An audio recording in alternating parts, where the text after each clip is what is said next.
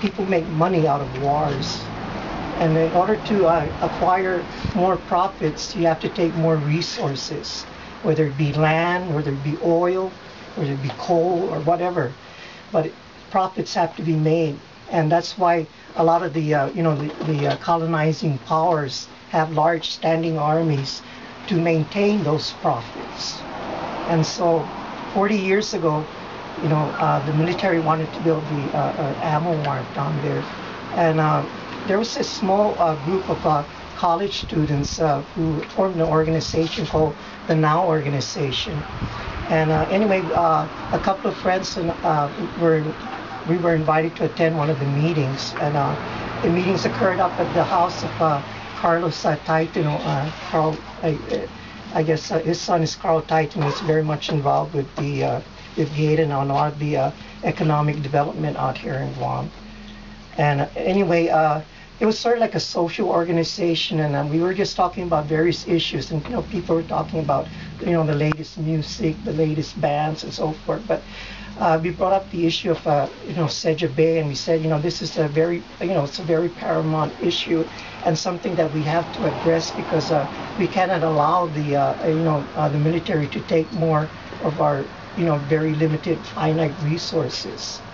So anyway, we brought up the issue of staging a protest at the legislature to coincide with the arrival of Ruth Van Cleef, I think, who was probably the Undersecretary or the Secretary of the Interior.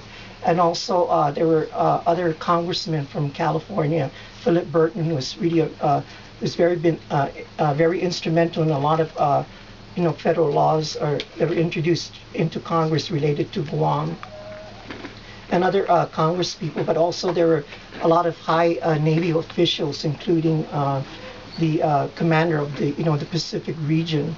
So anyway, out of that Now group, not everybody agreed to have a protest, so we decided to form our own little group. And there was probably only about maybe 10 or more of us that got together. And the key organizers for that group were myself, John Taitino, a guy from Saipan by the name of Joaquin or Jack Villagomez, and also Carl Taitino.